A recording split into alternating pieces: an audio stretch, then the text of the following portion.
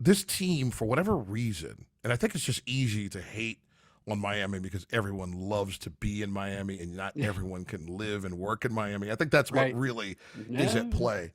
And we don't shy away from two things. One, being who we are as a franchise, Yeah. and also letting you know who we are as a Yeah. franchise, right? Exactly. And so, because there's a certainty that even in this next iteration, San Antonio has, Golden Mhm. State has, Dallas has to To an a extent, level, yes. right? Yes, yes, That yes. you just know what it looks like and feels like and smells like Yeah. to do it right. Yeah. So why And so wouldn't you're you want to trying to do get it to that that. way? So Yeah. you try, and you don't really get away from it. Yeah. You Yeah. don't get too far away from it. And even in this iteration of the Miami Heat, it doesn't feel like it did when I got here. Yeah. There's been evolution. There's a different coach. This is a different era.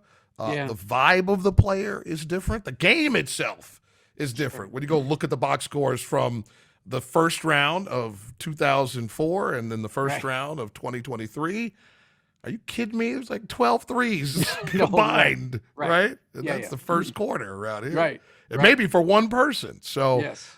this team, for whatever reason, because of what is, I believe, just kind of a standard. Can't be disdain, and it's not quite jealousy. It's somewhere in between. Mm-hmm. And there was no recognition for leading the league in most games missed due to injury. Right. Like, I don't think that's on the tip of the tongue or top of the head of most people. And I actually credit Spo and the players for that because they don't lean on it. Right. Exactly. They don't. But I'm like, you don't have to lean on the truth. It's just the truth. It's reality. Right. Right. Right. That right. if this team actually had the majority of its frontline players on the floor more than not, probably wouldn't be an 8th seed.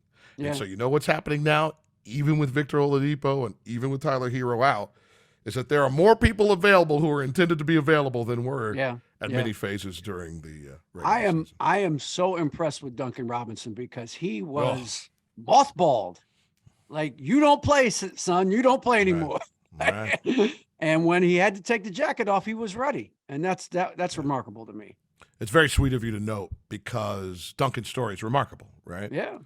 Division III transfer to Michigan, don't get drafted, find your way into the Heat's program, as I like to call it, into the G League, into a two-way, into a full contract, but barely in the rotation, into the rotation, into a starting role. Like, it was crazy. And this year, it started kind of at the end of last season. Yeah, in the playoffs. And that was just Spo, I think, just not the defense wasn't where it needed to be. Exactly. Words, right? Yeah. And so I think that's what Duncan probably focused on.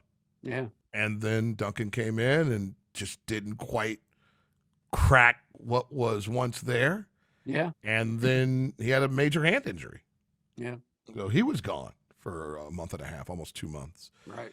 And so, man, like, Udonis Haslem, he's got about 1 million lines in 20 season, but the one that everybody clings to, that it speaks to what you're talking about with Duncan, stay ready so you don't have to get ready. Right.